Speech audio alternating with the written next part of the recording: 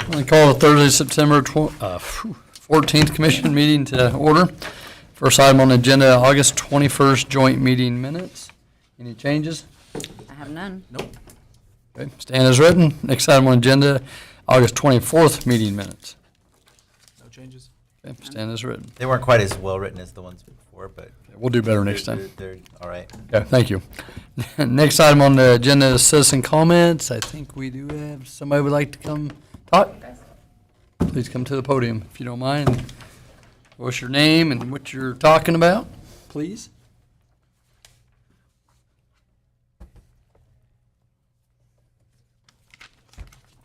I'm Emily Knowles with Oktoberfest, and we just wanted to welcome y'all down to Oktoberfest.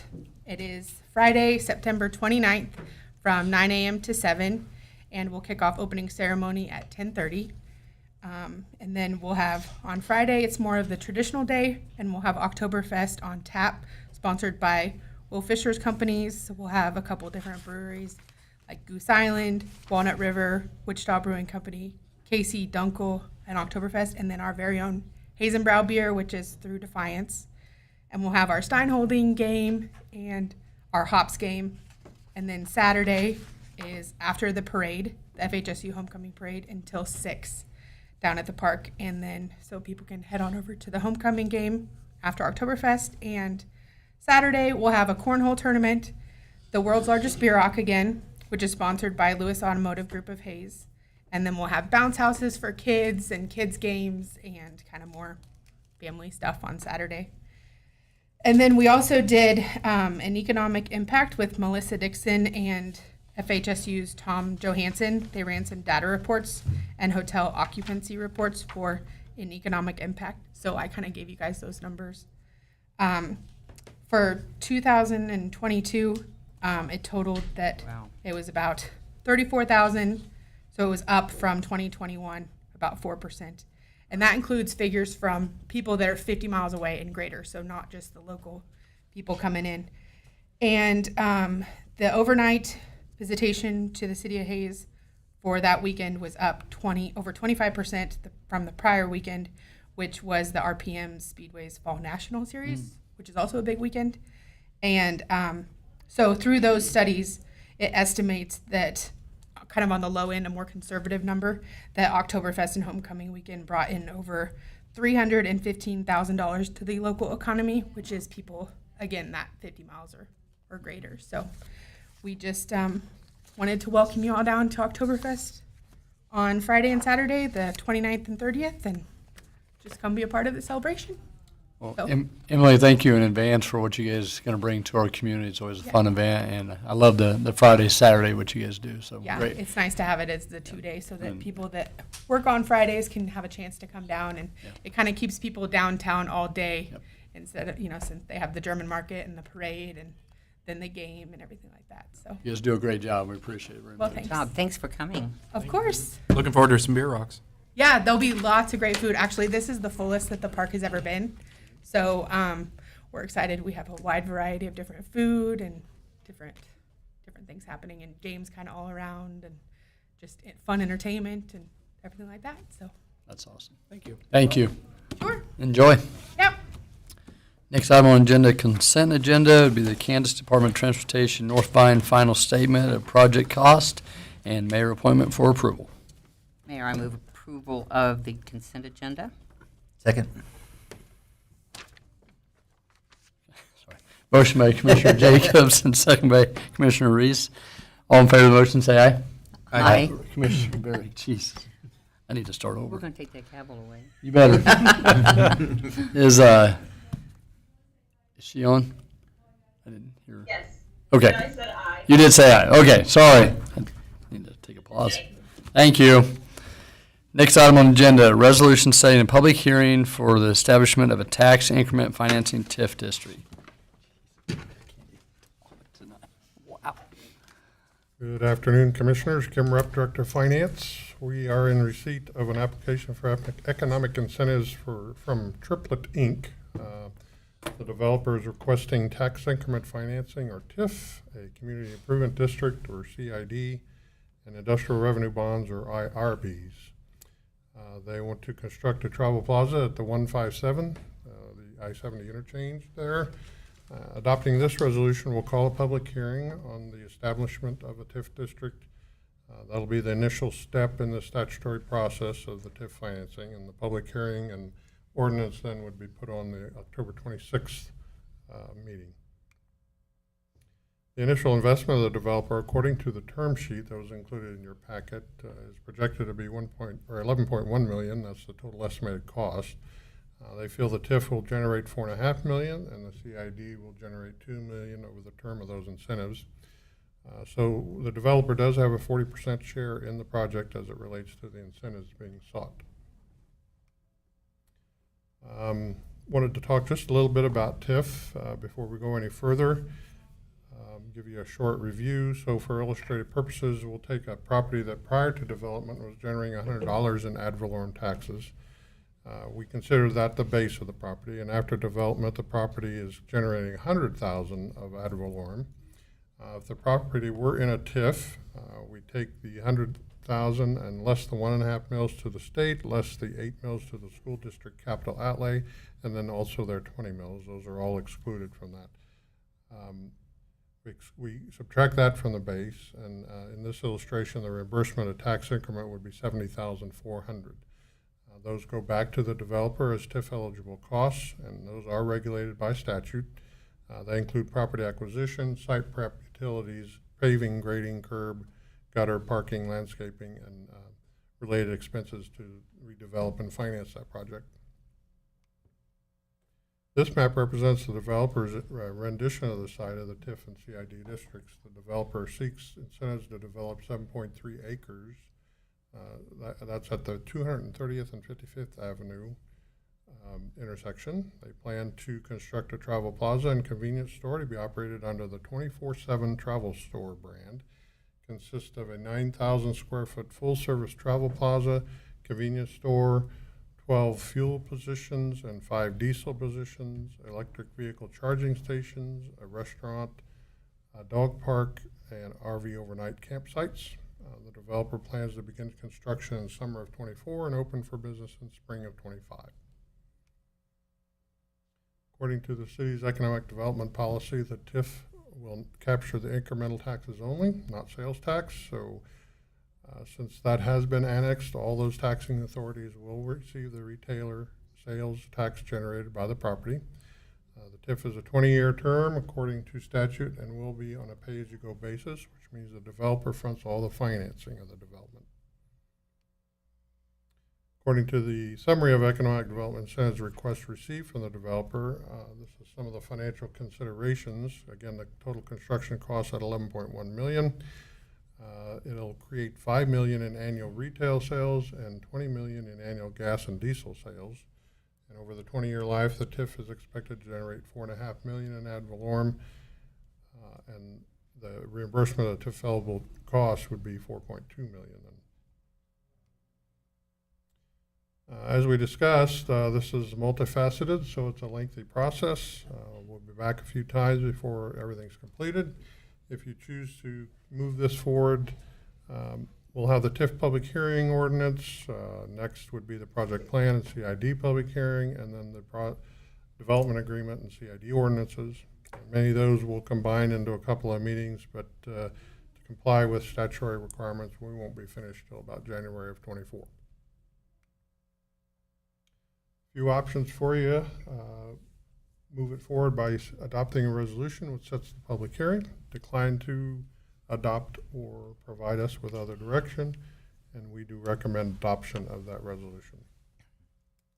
I moved we adopt resolution number 2023-016, setting a public hearing for October 26, 2023 for the establishment of the TIF district. Second that.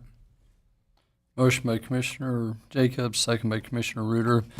You know, I'm excited for this development at Triplets. You know, they built quite a few of these throughout the state, and if you see them, they're some of the cleanest. I would say next to our own serves in our community, and you know, hopefully that will spur some other development out there, and you know, it will be done a lot faster than some of the other development out there. So I'm excited for this.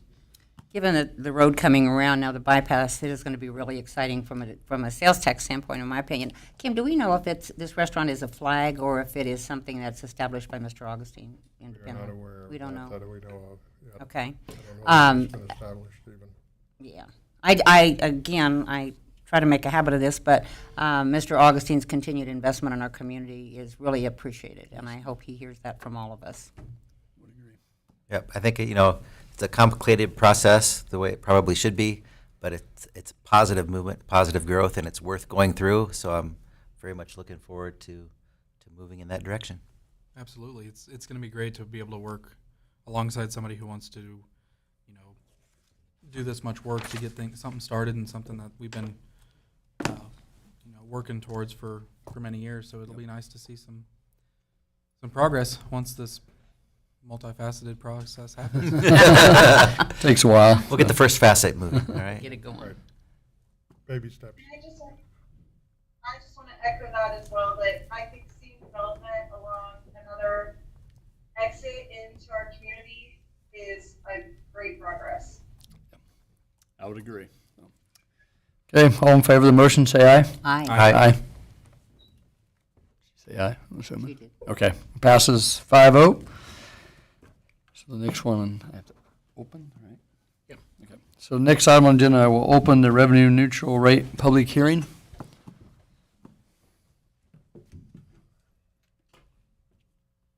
Good afternoon, Colin Belzer, Deputy City Manager, and just wanted to give a formal presentation of the 2024 budget for you as you move forward with the public hearings and necessary action. First of all, thank you to City Manager Doherty and City Commissioners for allowing me to have the opportunity to take more of a lead role in this. I greatly appreciate it, and I'll try to be as efficient in this presentation as possible. But I did want to go over some of the highlights for the 2024 budget. It is balanced. Sales tax revenues are projected to be up 3%.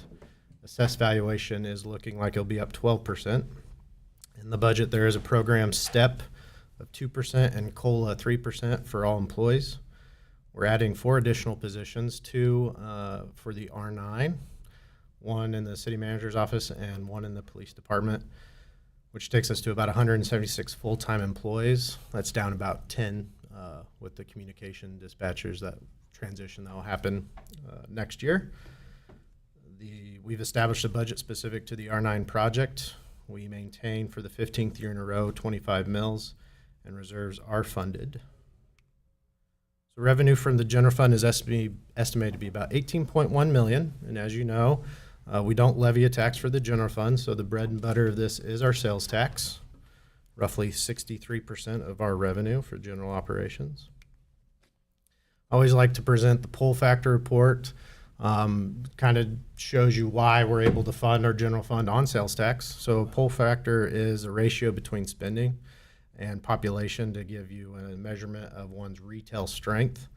We have in 2022, which was the latest state report, we have the 3rd highest at 1.74. 1 would be equal. So it'd be like if your entire population of your city were shopping within your city limits. I will always note that pull factors aren't always equal. Merriam will probably always be at the top and greatly high because they're a small inner ring suburb of Kansas City, and they have over 1 million square feet of retail space in their town with IKEA, Home Depot, Dick's. So they can attract a lot of people to come to their town. Nonetheless, we clearly are one of the strongest in the state of Kansas. Also, when you look at our sales tax rankings, so currently our sales tax is 9.25%. These are 33 communities that I chose to show kind of a representation. I think communities that we're very familiar with are fairly comparable to us in some manners. A lot of Johnson County, obviously, but Wichita is really large, as you know. They're the lowest at 7.5.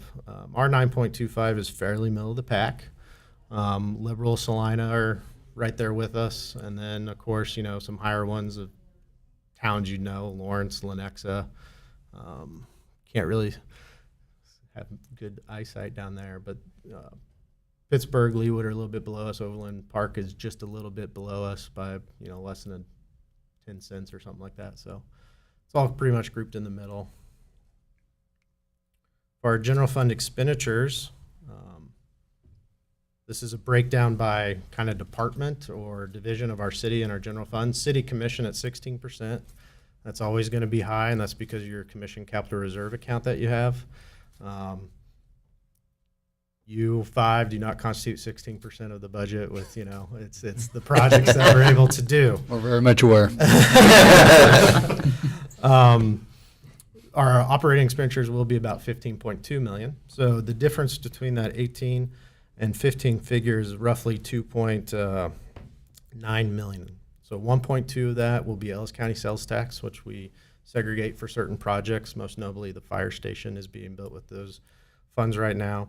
You will have to have a transfer of 570,000 to go to your budget stabilization fund to keep up with your policy of having 25% of operating expenditures in reserve, and then that will leave you about 1.2 million that you can put towards your commission capital reserve account for the road projects and everything that we're able to do by cash. You look like you have a question. Well, you actually just answered what I was going to ask. Is commission capital reserve, we put the money in there, and it's like a bank account. Yep. But that way we can continue to pay cash for road projects. Yep. And if we cut that, then we're going to have to end up bonding the road projects or cut out the road projects. Potentially, Am I yeah. correct on that? Yeah. Okay. Our operating expenditures are up roughly $900,000.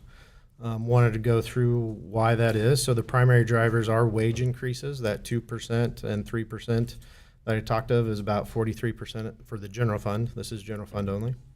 We are adding 2 positions to the general fund that I mentioned, so that's a little over 100,000 at 12%.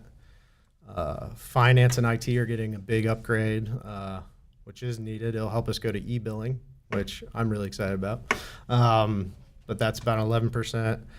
And then traffic signal upgrades. Some of our traffic signals are actually 30 years old, the components in them. So we've been slowly trying to replace those with new components. Colin, I wanted to thank you and Aaron, especially for the 2% step and 3% COLA. I think that, as I try to say often, we have wonderful, amazing employees that are dedicated and take good care of this community. Our ability to take care of them is really, really important to me, so I'm glad to see this. Thank you. Following on that, the e-billing, I know I had somebody in my store the other day talking to about, I think is it the water bill, that we have multiple envelopes. Will that change that? I know our system doesn't allow us. I know this has been an ongoing thing for years. The return envelope in there? Yes. Potentially, but that's more of the person that folds it, stuffs it, stamps it, their capabilities. So we also don't want to lose our discount we get from the post office for bulk mailing, because right now they can't sort the one that gets it and the one that doesn't. And I'm talking about that extra envelope. They can't sort those. So they would have to do 2 separate runs. Well, if you take all the ones out that don't need an envelope, all of a sudden you might drop below your discount on the postal, because they have a minimum that you need to meet there. So they're still mingled. And once they can read which one gets it, which one doesn't, then so it's more of a printing and stuffing and stamping issue than it is the software. It just surprises me. I know it's not a lot of dollars, but that's one of the number one things I hear complaints about, people that have numerous rentals and stuff like that. We hear it a lot. Yeah, I know you do. It's just, we are not too big and not too small. Yeah. We're in that middle area where it Sure. makes it difficult to do certain things like that. Yep. And We'll just see- that mail like that would. We see what happens if we just go to 100% e things, and then people will complain that they don't get their paper. Exactly. Probably not. Just have them encourage everyone they know and themselves to go to e-billing, and Yeah. we'll make that switch just Yep. naturally. Yeah. Thank you, Kim. Yeah, no problem. Thanks. Well, Kim. No, thank you both. Thank you both. But those 4 items alone are about 71% of that 900,000. So the remainder would be just typical inflationary issues. So in your commission capital reserves for 2024 is 13th Street Improvement, Canterbury to Commerce. So this was actually in the 2023 budget, but when we submitted the cost share grant, we were just submitting at the time of budget adoption. So we didn't know we were getting the state grant for $1.2 million to help fund this. We did receive that. I think we got late notice of late 2022. So with that time, with that state process, the timeline, of course, has changed. In March earlier this year, you executed the design contract. Bid letting should be late this year, early next year, with construction in 2024. The county is also participating in this project with us. So it'll be state, county, and city helping widen 13th Street. The other one that will be included is 32nd to 33rd, just design only from Willow to Vine. This was actually another project we really wanted to try and get kickstarted this year. We had a large transition, or fairly significant, I should say, with project management, with John Brown, the former project manager, going to R9 project manager. Had to bring on a new project manager, and we always have lots of projects going on. So we had to delay this just for that transitionary reason. So in 2024, we'll design that, $160,000, and in 2025, we will reconstruct that. So for notable equipment in the general fund, these are just a few I picked out. Some of the higher priced, obviously. The tree spade actually replaces our 2001 model. The city has 6 dump trucks equipped with plows, and this year we're replacing 3. We're still waiting on them. And next year we'll replace 1. So in 2 years we'll get more than half of those up to date. And then I always just say this, I might have to stop eventually, but it's always stuck with me. So my first year with the city in 2020, I remember going through the budget, and we budgeted $27,000, I think, for the green mowers of what was necessary. Now we're more than double-ish. So 55 is what we are now expecting the mowers to cost. So for the levied funds, we will be requesting almost $7.5 million. 28% of that does not go to the city. It's a pass-through to the library for operations and their employee benefits. The largest levied expense is employee benefits, so health insurance, Social Security, workman's comp. Something that you may not know is, so our retirement systems, CAPERS and KP&F, those rates are controlled by the state. So when they raise the rates, obviously that causes that expense to go up. And when you can put that with our wage increases to stay competitive, just the rate increase that the state is mandating in CAPERS and KPF will increase employee benefits by $150,000. So roughly $500,000 will be dedicated for that purpose. As I mentioned, it's our 15th consecutive year to be at 25 mils. Mill levy is a tax rate that is applied to an assessed value, so 1 mil is $1 per $1,000 of assessed value. And as we know, if the mill stays the same, that doesn't necessarily mean property tax won't go up, because it is a calculation between assessed valuation and the rate. So when you look at your distribution of your property tax, 21% of a person's property tax bill goes to city operations. Or helps fund them. For $1.46, and that's using a median home value by the census. These are kind of obviously all your city services you get. We don't fund the operations necessarily, but with employee benefits, you're obviously getting firefighters and policemen, and so you do get that. Then I like to always show where we look at our mill levy when you compare other cities. So there's approximately 120 first and second class cities in Kansas. The League of Municipalities always publish something that shows everybody's property tax rates. Hayes has the 11th, the lowest mill levy in the state of Kansas, the lowest outside Johnson County. The chart above shows 40 other communities across Kansas. To kind of give you an idea where maybe some of these are is Wichita's number 17, because I know the font's kind of small. Salina's number 18. And this is across the state, so what they show there doesn't necessarily align where they're in the state. Garden City 26, Dodge City 42, Manhattan 66. That kind of surprised me. Newton all the way at 112, so out of about 120 there, and they're roughly Hayes' size.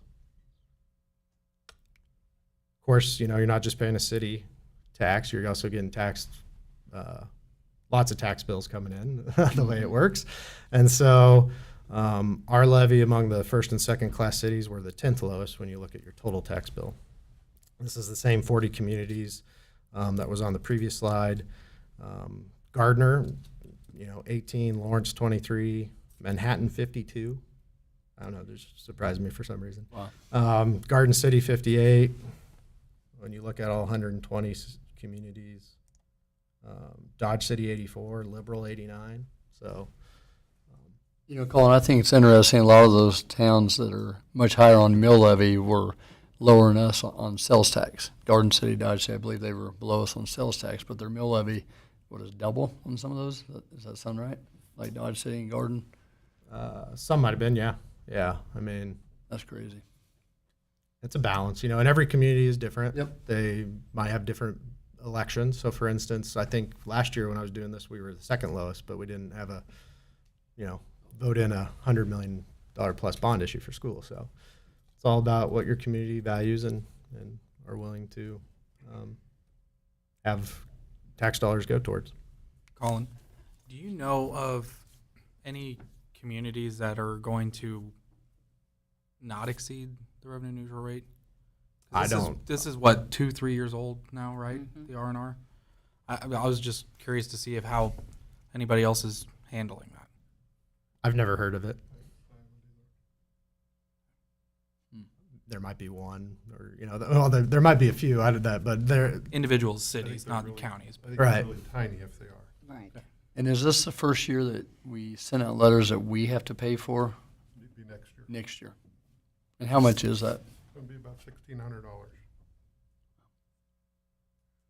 There are some towns that are gonna have to levy more just to pay for that. Isn't that so their just- levy would have to go up just to pay to have the the mailing. announcement for the levy. Yeah, Something wrong with this picture. it was a ridiculous idea in the first place. So one of the levied funds is the airport. So about 1.25 million in total expenditures. The notable projects in 2024 is reconstruction of the crosswind runway and taxiway. That 722,000 is our local share, which is 90%. FAA will pay the other 90%, which would be 6.5 million. But the way these work is the city has to pay it all up front, and then eventually we get it back. So the city will technically have a bill for $7+ million for the runway, and eventually get it back in over time as money goes in and money goes out. Jamie's much better at following that than I can. We're also going to be doing the ineligible space addition to the snow removal equipment building for about a 180. You might have recalled we are doing a snow removal equipment building. We wanted to attach on about 3,000 extra square feet for office space or miscellaneous storage. That would have tied us to some FAA regulations because it was ineligible space. So we determined it would be more cost effective if we just tacked it on later without FAA's involvement. So Because the original building was FAA required. yeah, For- the one that's they just have started dirt work. So yeah, that is FAA 90-10 split, and it was like $3.5 million project or something. I can't quite remember. So public safety equipment is another levied fund. So this is a 2 mil by statute that you can levy to. The goal of us, at least, or for City Hayes, is to incur no debt, provide fleet of police vehicles, provide 3 rescue pumper fire trucks, 2 ladder trucks, as well as necessary equipment. In 2024, we are going to replace one of our pumper trucks.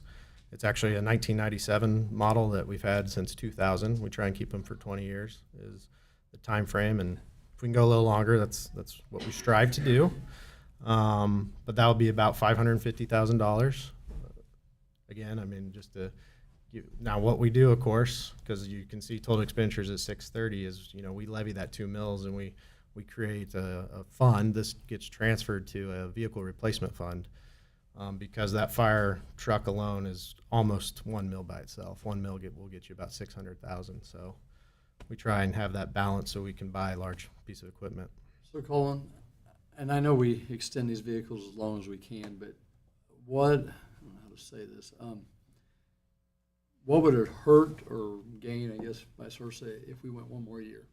If we decided to, okay, let's wait one more year to replace the fire pumper, I mean, does it hurt us the following year? I'm just, Or what's the determination that says this Yeah, is what's the the- last year? thank Is you. it total number of miles, or it's a total number Yeah. of amount of water that's passed through the things? What's the Right. determining factor that says this is the year that it needs to happen? I think it's a lot of factors. I mean, obviously, we've kept this one more than 20, so it's Sure. the fire department, Chief Higgins, evaluating the equipment as necessary. Eventually, I mean, there's a point where I think a lot of times technology changes on trucks. Sure. And that's probably what drives it more than necessarily mileage or anything else, just technology itself. Well, the only reason I ask this, I probably get more questions on this, and I know you've always said if it has four wheels, you'll have the most questions on it. And it's true, because I think most people identify with the vehicle and stuff, and I just think if we can explain why we're doing it, you know, I think it just helps us. What you can safely say is the majority of our vehicles and equipment are replaced past the end of their projected useful life than before. We have had to replace a fire truck a couple years early just because it was going to not reach the end of its useful service life, and it was going to be a dead weight for us. But most of what you'll see on the vehicle and equipment replacement plan has been drug out a year, 2, 3, 4 past it, and the department heads do a good job of making sure that happens. So on the leasing policy on some of the vehicles, is there a savings on that, or do you know yet, or is it too early to really know? I have a vehicle fleet slide that I'll touch on, Okay. enterprise, so Carry on. keep Sorry. that question in the back of mind. Sorry. I get it, it's related. But we're also doing 4 police vehicles and then laptops and related IT equipment, so about $250 for all that. Let's talk about bond and interest. Yeah, Elena. On the police vehicles, is that for new in addition or to replace existing? Replace. Okay, thank you. Yeah, they get used the most very quickly with a lot of miles on those. So bond and interest is another levied fund that we do. Now state statute allows you to bond out 30% of your assessed value. So by state statute, the city of Hayes could go out and borrow almost $90 million. We have a local policy that was put in place years ago that says it can only be half of the state. So that would mean we could go out and do almost $45 million in bond issuances. Right now we have less than $12 million. A lot of that is because, again, we pay for a lot of projects in cash. In total expenditures, you'll have roughly $3.2 million in *24. So there's 9 issuances that are in this debt of $12 million. A lot of them are special assessments, so they're being paid by the people in those residential subdivisions. Some aren't, though, but obviously about $1.6 million will be needed to pay for the principal and interest of those 9 issuances. And then we're going to do about 1.4 in temporary notes to start the police station process. So it's roughly where you get close to 3.2, because there's some other, Kim's got a $200,000 expenditure, I think, to close the Home Depot bond out. So water production and distribution, so now to utilities, so almost 4.8 in total expenditures. They're going to continue its proactive maintenance program. That'll include replacing the water line on Walnut from 10th to 17th. Some big projects they're going to be doing is investing in automated metering infrastructure. Water will pay for $3.5 million of this. We anticipate a $5 million project, and wastewater will be at a $1.5 million contribution. You can't get a sewer bill without having water service, so which is why they're contributing to each other. Lastly, the department will undergo a lead service line inventory. That is for private lines. This is a result of the Flint water crisis that EPA mandated now that local municipalities, we have to take an inventory of all the private service lines to see if they have lead or not. Our water lines are fine, so I want to stress that. It's an interesting mandate that we're going to have to do to examine people's private water lines, I guess. So we'll probably be hiring a consultant with that 150 to help us do that. I'm excited for that advanced metering. It's going to make it so much easier for people to instantly recognize, you know, I've got a water leak here. Yeah. Because it basically comes right back to us and pops it up as, hey, there's something going on. We don't have to send a crew out to scan the meters all the time since it's automatic. Yeah, it's going to be great for customers. There'll be a portal that you can log into and see your usage real time. So That'll be it's pretty cool. Water reclamation and reuse, almost $5.5 million. Again, they're going to keep its proactive maintenance plan in place.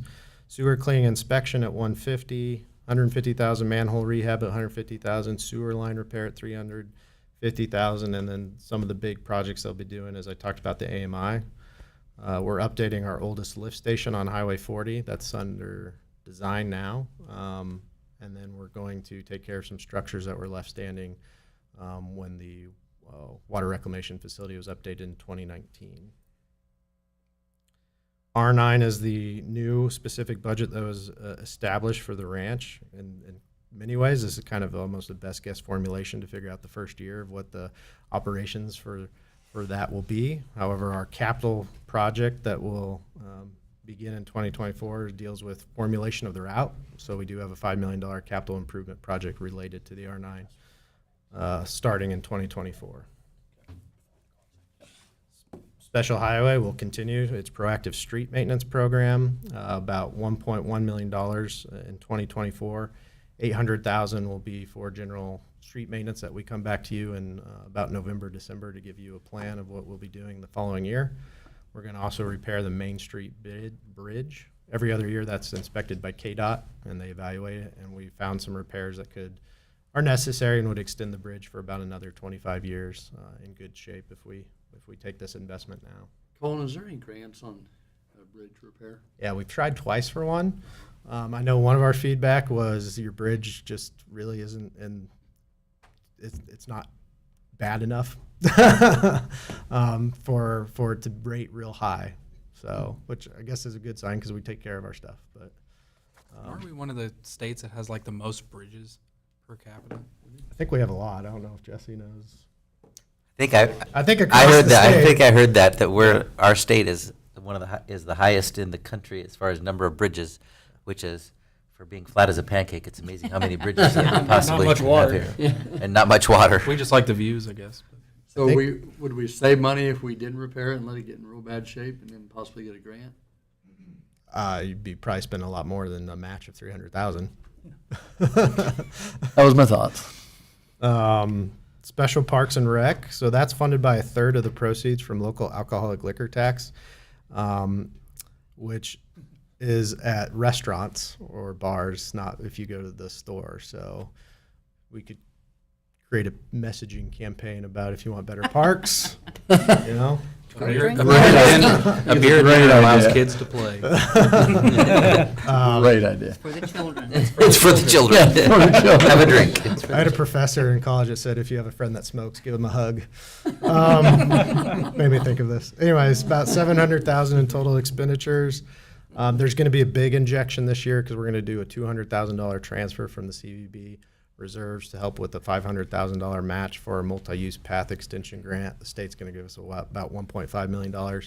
And then we also have to replace the Larks Park turf for about $150,000. That's our share. When the turf was put in 2012, Fort Hays and the city agreed to do a cost share of that project. So Doesn't sound like very much. $150,000 It doesn't. I mean, for half of it? Is that what half is? Well, I think about how much we spent out at the. It's a replacement. So it's a lot easier to replace the turf. Yeah. The initial project was a lot more expensive because they had to go in and dig out and put the gravel and the different layers of This year media just kind of bring and all it- the drains, and this is just replacing the top Thank you. part. Roll it up, roll it out. Yep. So has there ever been talk of doing, I mean, we have grass in the outfield of doing everything or, You mean at Bickle Schmidt? no? No. Oh, here? Not that I'm aware of. That would probably be approaching $1 million to do the outfield because you'd have to go in and create all of the drains and Sure. and all of the media underneath, and then put the turf in. $750 probably. You'd have to determine if that's really where that was going to be forever and ever and ever. Yeah. If I something, the think university I would do think we're something good. different.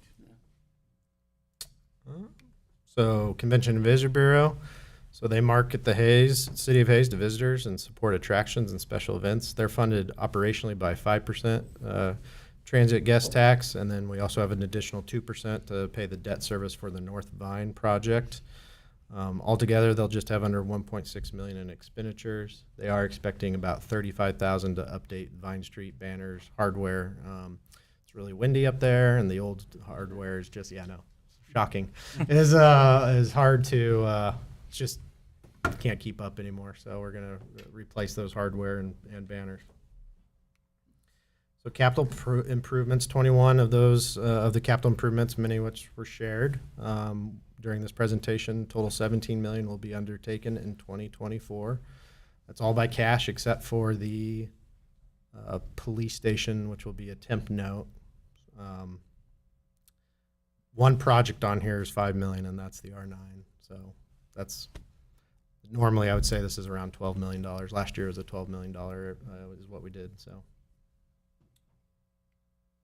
And then with fleet replacement, 20 pieces of equipment totaling $1.7 million will be replaced. Again, all paid by cash because we have a really robust fleet replacement program. We're also going to start using Enterprise for a lot of the admin cars. So with their buying power and fleet management, knowledge of the market, it would also actually allow the ability to make money off some of our vehicles, rather just because, you know, they can go buy a government rate much better, have hardly any wear or tear, and then sell it back for a profit. So the county, I think I asked Chad Reeder, IT, his counterpart, Mike Leiker, I think they made about $2,000 on his IT vehicle. So it's something we can just put back into our replacement program.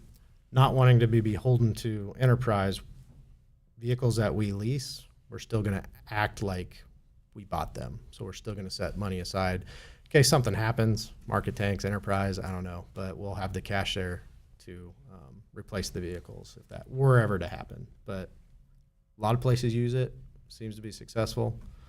I know Nex-Tech does, I know Leavenworth County, Ellis County, so lots of clients. So the 2024 proposed budget does require a levy that exceeds the revenue neutral rate. You must hold a public hearing, which is currently ongoing, to receive any other comments. And then at the end of that public hearing, you would approve or to adopt this budget or adopt the revenue neutral rate exceeding it, you would approve resolution 2023-17, and it does require a roll call vote. Any questions? Any questions? I appreciate how thorough you are on the budget and all the work you did this year on it. And we're keeping it at 25. It is going up a little bit on evaluations, but we really don't control that. But I think we do a good job of controlling what we can. And thank you and your staff for what you do. I had to kind of smile, Colin, when you came up, and thanks for the opportunity of taking the lead on this. As a banker, I kind of understand the joy in that, but most people wouldn't feel that way. And you have done an outstanding job, in my opinion. Thank you. Well, With the help of Kim. Yes. And Jared. Got good people. Department heads too, of course. Yep. They provide the information. But you slap them if it's too much. They get it straightened out. And we know that. That's really good because I don't take joy in coming up with a budget, and it's much smaller than this. So I'm very appreciative of all the work that goes into this. And I think it was really nice that you did show that even though valuations go up and we're keeping the mill levy the same, that our mill levy is way down below everybody else. And valuations of houses everywhere, properties everywhere in the state have gone up. So I think the fact that we're staying where we are is really good fiscal management by everyone at the city, and I appreciate all of the city employees for that. Absolutely. One of the things, the things you do every single year is, one, ensure it's balanced. Two, take care of the employees. The greatest resources we have are the people, are our employees. They're citizens just as well. They pay the same taxes we do, and they're proud of what they do. They take care of what we do. And three, we put money aside for reserves because one of the greatest slides you have is that bond and interest one, saying that we don't even get close to what we put as half of what the state allows. Yeah. Because we want to pay for things in cash because we don't want to put ourselves in a debt situation. We plan for the future and we take care of the things now because, you know what, if you take care of what you have, it's going to cost you less in the long run than waiting till it falls apart and do millions of dollars at the time and then raise your bond, because then you're going to have to raise the mill levy to make up the bond payment costs. So I appreciate your guys' foresight and ensuring that we have reserves to pay for things like that. And I kind of see that as an opportunity. A low debt for our community. It's always been that way because of great management. But I also see it as opportunity. If things come up that we do need to bond and do need to move forward with, we're in a much better position to do that. So I appreciate it all the way across the board, the way it's managed. I would agree. Lana, did you have anything? I just want to comment that I want to thank previous commissions who have led us to being in such a positive budget that we have with the, the reserves and the way that they've been able to keep the mill levy level. Colin, I did have a question for you. Would it be possible in the future to create a comparison of, like you did with the 32 communities with the mill levy, but with property valuation comparison? Yeah, we could probably do that. Yeah, that data's in the tax booklet too. It is. That as well. Yep, that can be done. Be nice if we could put something like that on the website.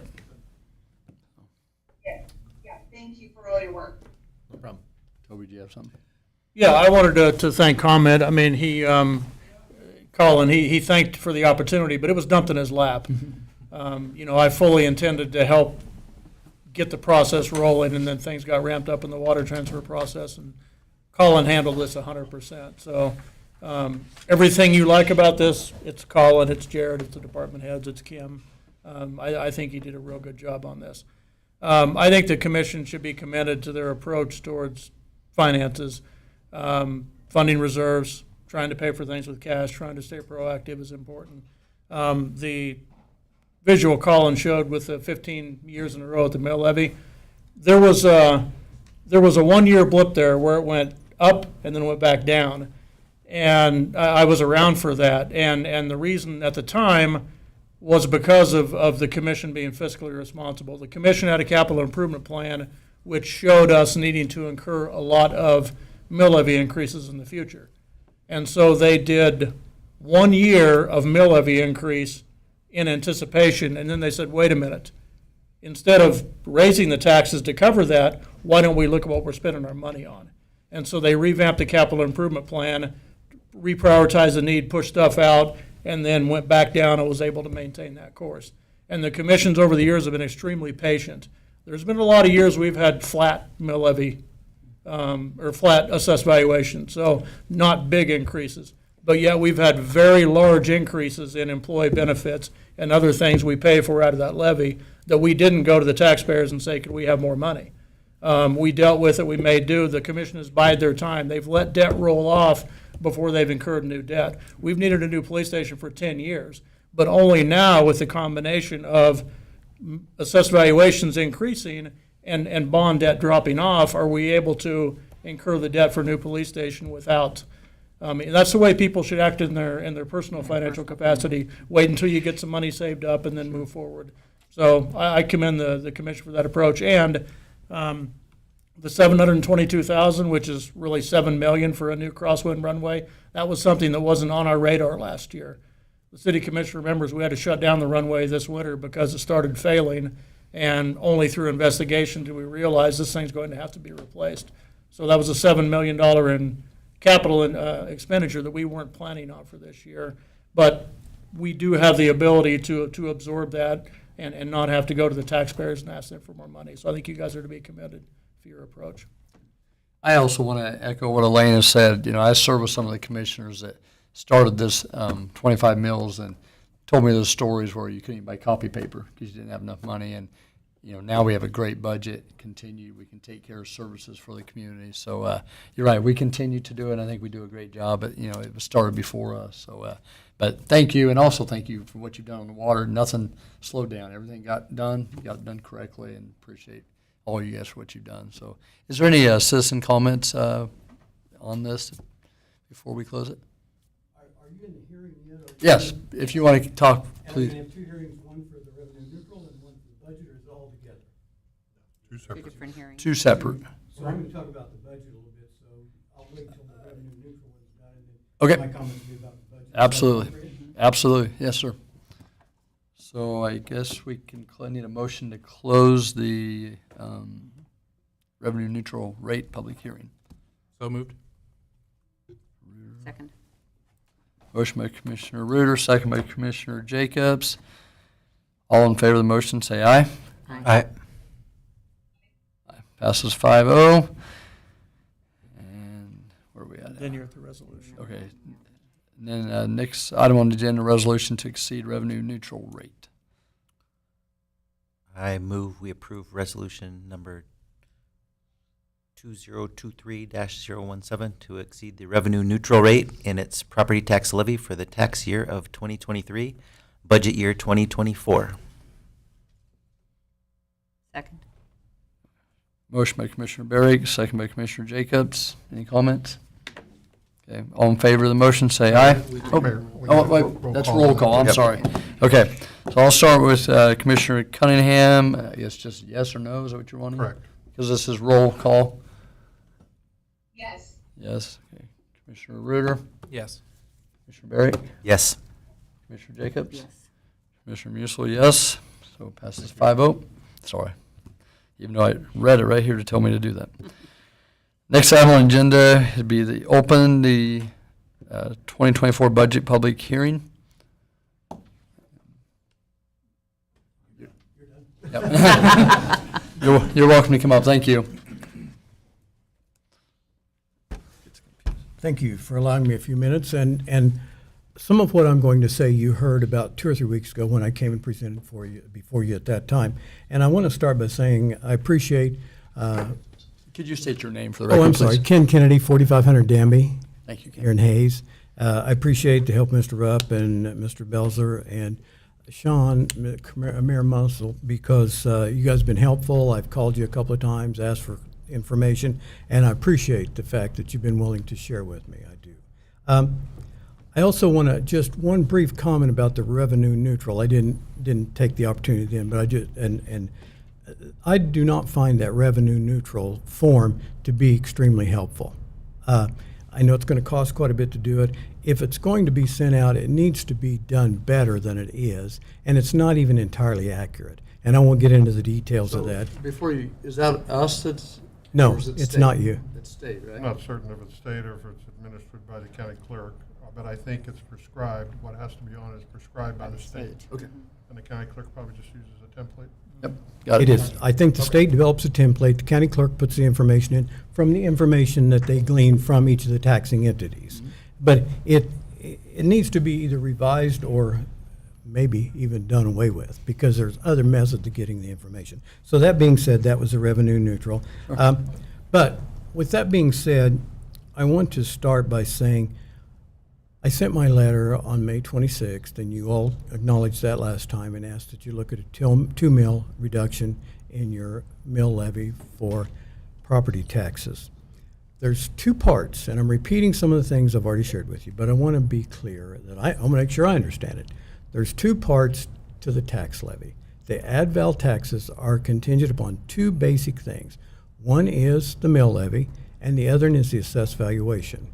Now, your mill levy's been flat, granted, and I don't disagree with that. Basically flat. It varies a little bit because of the amounts that are put in vary a little bit throughout the year. But it's basically flat. The assessed valuation in our communities went up 24% in this, for the city, 24% in the last 2 years. Now, that directly correlates to a 24% increase in ad valorem property taxes assessed to your taxpayers. It's not like raising the mill levy. It's a straight increase on your property taxes. 24%, that's a lot. That's a fourth. Add in the bond issue. So in the last 2 years, we've had a 33% property tax increase. That's huge. Now, I realize there are towns across the state that have higher levies. Some have community colleges, and community colleges levy in the county that they're in. But a 33% increase. Now, as I said last time, I'm not against the bond issue. That's baked in. The community voted for it. But I am concerned about a 24% tax increase on our citizens. And please understand, I'm not here representing myself, really. I mean, nobody likes a tax increase. It doesn't matter what it is. We all like the taxes other people pay. We don't like the ones we pay. But the point is, no one likes it. But each of us, every one of us in here, faces that tax increase because of that assessed valuation and the appraisals going up. And that is really hard on a community. It's hard for the school district, it's hard for the county, and it's hard for the city taxpayers. But it's helpful to budgets. It really is helpful to budgets. You want the assessed valuation to go up. But let me explain. Really what you want is the assessed valuation to go up for businesses and industry coming into your community. That's where you want the assessed valuation to increase. It doesn't, and houses should go up some. Houses and local businesses should go up some to stay in line with inflation, but not 24% in 2 years. If you want the assessed valuation to be helpful, you want to bring in big major business, big industry, businesses that increase that assessed valuation, increase the amount of revenue you take in, and don't cost a lot of money to support. That's the goal. But that's not exactly happening, mostly across the state. And it's not Hayes. Understand, it's not just Hayes. But across the state, we're seeing appraisals increased on residential properties significantly. And that's really hurtful. And it doesn't only affect those that own homes, it affects those that rent, because I've talked to a few landlords and they're forced to raise their rent. They don't have any option. When taxes go up 33% in 2 years, they've got to raise the rent. So it affects people that aren't even able, or maybe choose not to own homes. It affects them directly as well. So I think we need to all keep that in mind. Now, I'm going to stop here and say, I too think your budget's well done. I reviewed your budget after last meeting. I think, Mary, you said the budget's not too difficult to understand, and I agree. The budget's well done, and it's pretty clear when you flow through it, even though it's got numerous pages, but it is fairly clear. So I'm not griping about your budget, but I am saying that when you have an opportunity with assessed valuations going up as much as they have, it would be appropriate to say we could share a little of that wealth increase with our taxpayers. We could do that. We could not take all the revenue ourselves, but we could pass some of that revenue back, and you do that by reducing your mill levy. And so that's just the request I made. Now, understand, this presentation tonight, I realize it's way deep in the budget year. It's more difficult to make those decisions now. So let this presentation tonight stand for my presentations next year. I'm a year in advance, not only for the 23 tax statement, but for the 24 tax statement, and keep my thought, my comments maybe in mind, and think about all of us and all of your taxpayers, and especially those taxpayers that are on fixed incomes. I've talked to a couple, 3 elderly people that are on fixed incomes, and they say, I don't know how we do it. And I don't either. I don't know how they do it when you talk about that kind of tax increase. So that's the comments regarding that. I do agree that employee compensation is critical, and you've probably done the right thing.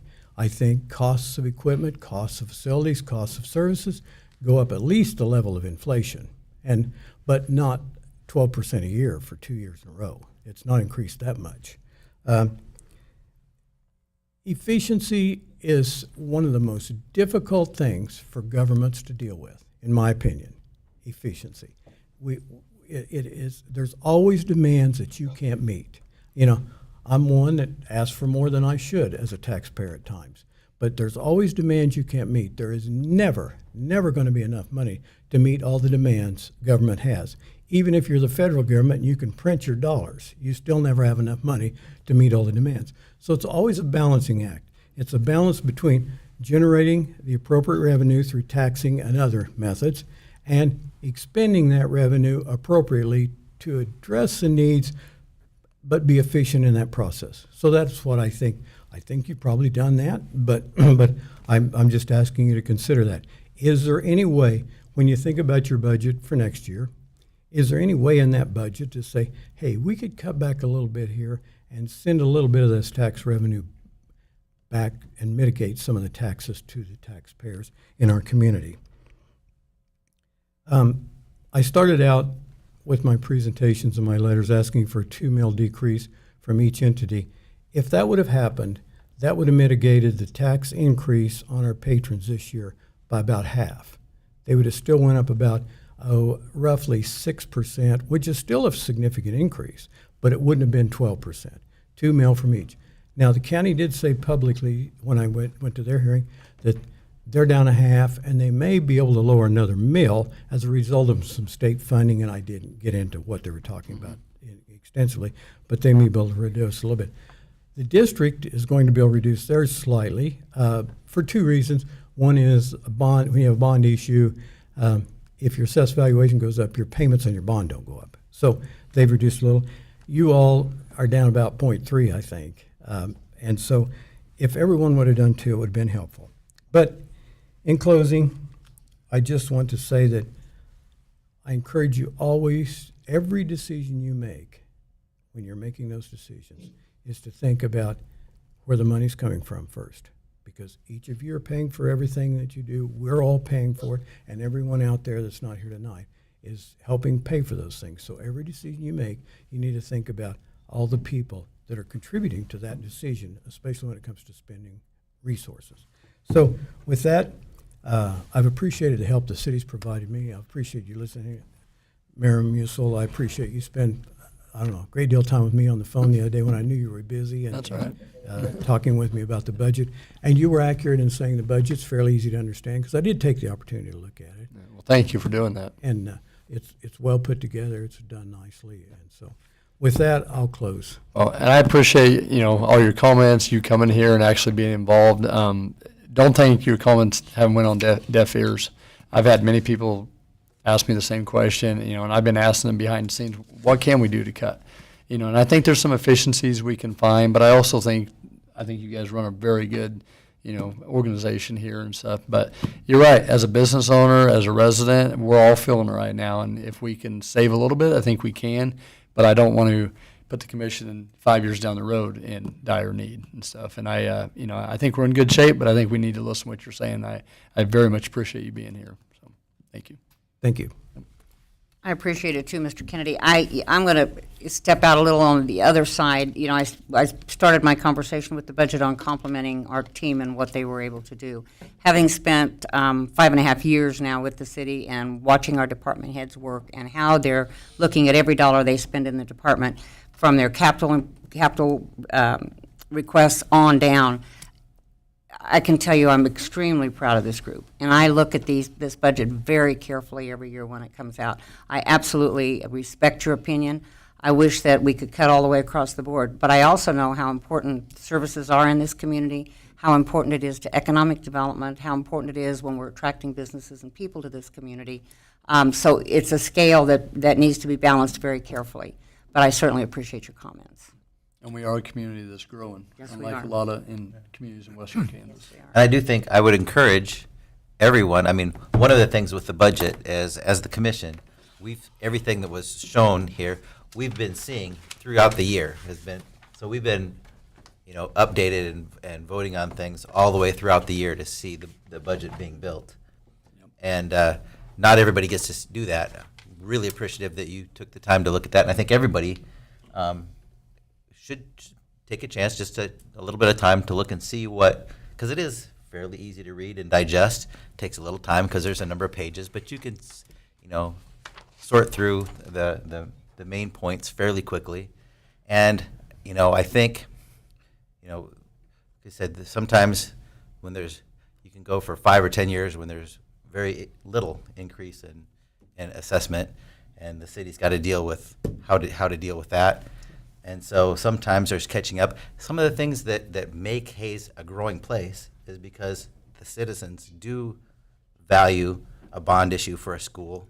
And the other main thing that we've all been really working on, and Toby and the city's been working on, is water. Because without water, we don't have a chance to grow. And that's one of the big costs that the city has been preparing for, but we're still, having to add things that normally we wouldn't have to add, 2 positions and lots of money for how to get water up here. But it's been a proactive thing that we're looking for that's going to benefit the whole community. And I think that citizens do realize that. And so, I absolutely agree that we should always be looking at the budgets and where we can, keep things level. But, we're avoiding bonding and bigger increases by keeping things, roads paved, sewers cleaned out, water line, so there's always a balance, and we always should be looking for a balance in both aspects, and doing the things that make our community great and able to grow. but also understanding that, you know, if we had 12% every year for 10 years, there'd be nobody that would be able to live here. So I absolutely understand where you're coming from, and I think that we will always consider it. And but it is a good balance, and I think in many ways we're in a good place. Yeah, and then to echo what they said, I mean, if everybody was more like you with how they dealt in with the budget and actually reading it through and whatnot, I mean, I feel like if we took over the federal government that way, we wouldn't be in the situation we're in now. But Oh, thank you. I mean, so at our level, I mean, I'm right with you. When I get my tax statement and I look at how much my house went up, it's like, first off, I don't take care of my house that well, but apparently it's worth more. So, So they say. yeah, so it says. So, I mean, it does. You feel it right in the pocketbook immediately, and it'd be so great to be able to just, you know, take that back. And then the moment I start thinking that way, I see my girls that are playing there that are 4 and 2, and I'm like, well, if I don't invest now into their future, what am I going to leave them by the time they're my age wanting this community? I am so lucky that I had a community here that had the foresight to look forward for the future, you know, to purchase the R9 and stuff like that back in the day. They were looking forward, and it's not going to cost me as much in the long run personally because they've invested in my future. And I see it as an investment in the future of my kids. If I have to take the hit now so that they don't have to later, so be it. I'd rather leave them off better, but as much as I'd love that extra few dollars in my own pocketbook. But you're not wrong. If we continue to see valuations like this, something's got to be done. Yep. It's astronomical to see these 24, 33% is just crazy. It's nuts. It is. But so I really appreciate what you do. I mean, amazing. Thank you. Commissioner Cunningham, did you have any comments? Yes, Mr. Kennedy, I as well appreciate all of your comments and your points made. I wish that more community members were willing to take the time as you did to look through the budget and understand it. I as well can relate to the stress of seeing those property taxes go up. I know we all can. And your comments were just great to continue to be mindful of the taxpayers and all of the community. So thank you. I have one more comment. Okay. Now Make that it I've quick, talked please. about controlling the budget, next year I'll probably need a $9.95 desk lamp because as my eyes get older, I'm having trouble reading my notes up here. Understandable. Thank you, sir. We'll make that investment. Thank you. We have a motion to close the, where are we at here? Jeez. 2024 budget public hearing. So moved. Second. Motion by Commissioner Reuter, second by Commissioner Barrick. All in favor of the motion, say aye. Aye. Aye. Aye. Passes 5-0. Next item on the agenda, approve the 2024 budget approval. I move we approve the 2024 budget for the city of Hayes. Second. Motion by Commissioner Jacobs, second by Commissioner Barrick. Any more comments? No, I think we've said it enough. Said it Everybody's all. done an amazing job, and Agree. Great job on the budget. Great job. Call for the vote. All in favor of the motion, say aye. aye. Aye.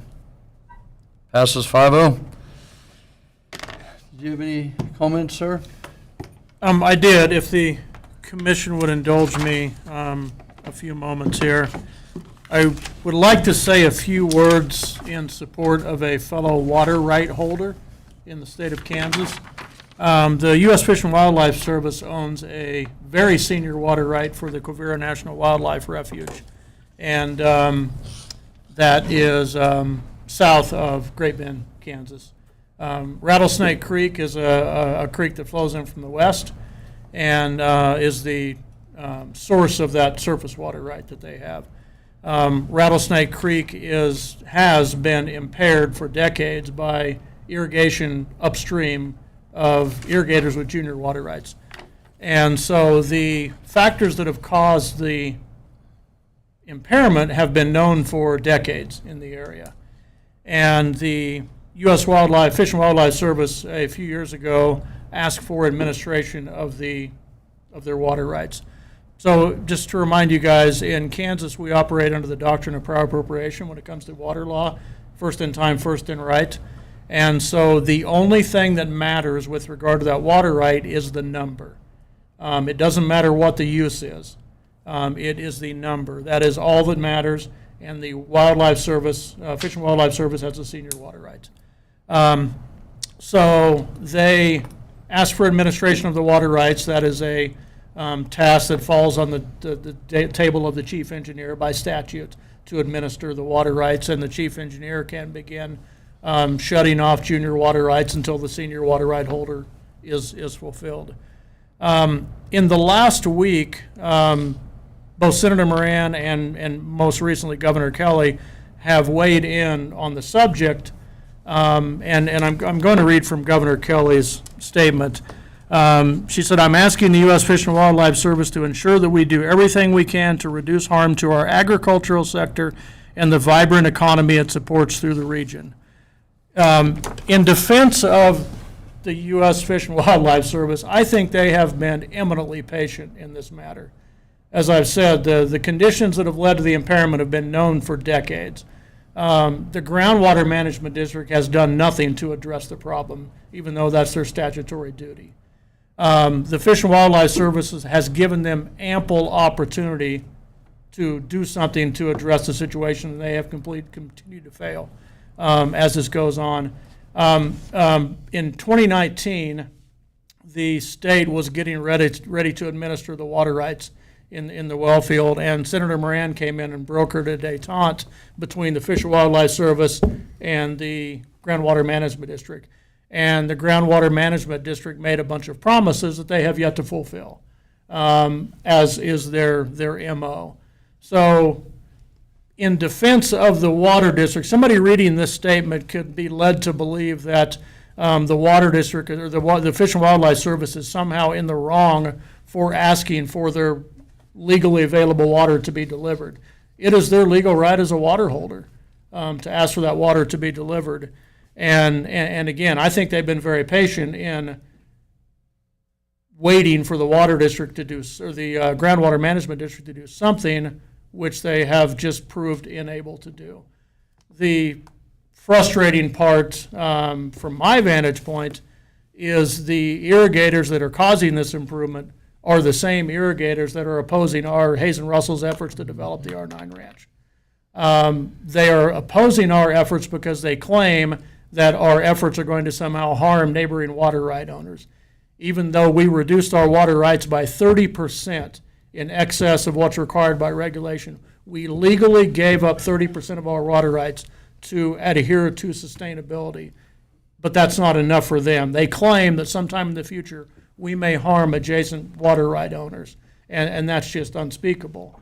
If the water right holders, the junior water right holders in the Rattlesnake Creek area, were to voluntarily give up 30% of their water rights like Hayes and Russell, there would be no impairment.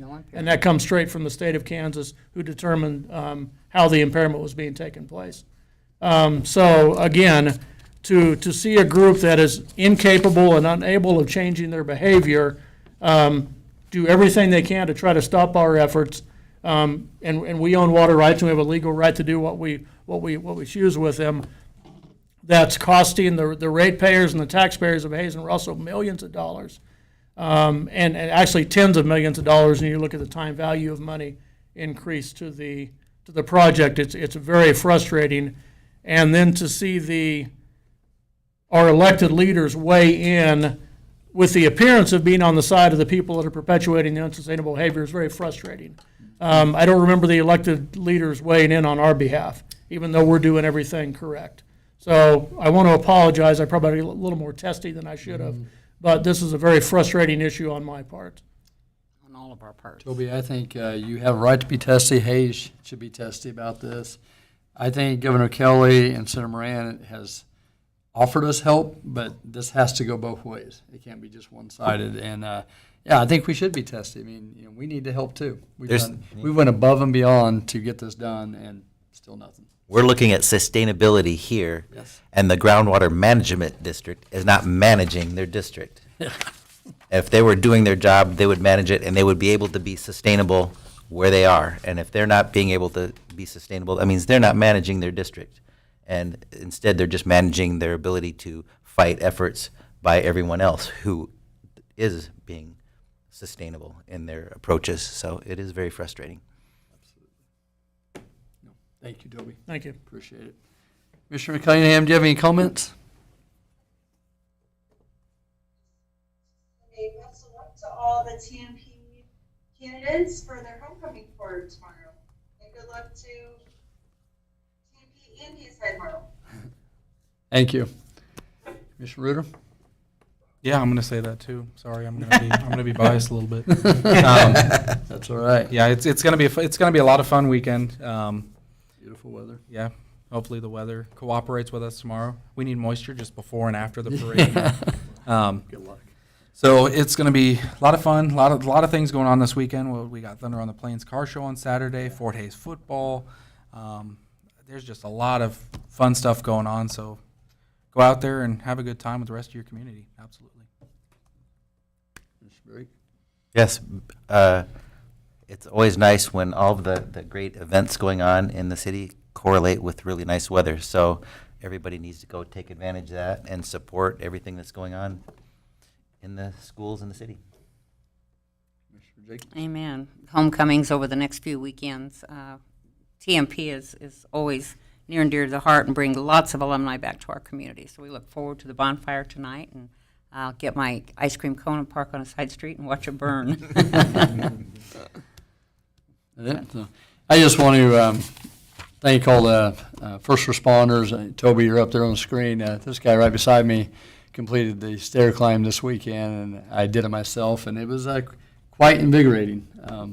You put on the gear and did it. I don't know how you did it. My calves are still sore. It was quite an honor to do it. In memory of what these guys do and what had happened.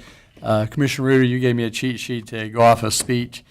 Your speech last year was awesome. I totally biffed it what I did. You get up there and it's a very serious subject, and it was an honor to be in front of everybody and to complete it. I really thought I was going to go halfway through, and before I left, my wife said, "Oh, there's no way you'll be able to finish it." So I had to finish it, and yes, I've been paying for it all week too. But it was a great thing to accomplish. So it's like I said, everybody, great budget and great meeting. Thank you all. We're adjourned.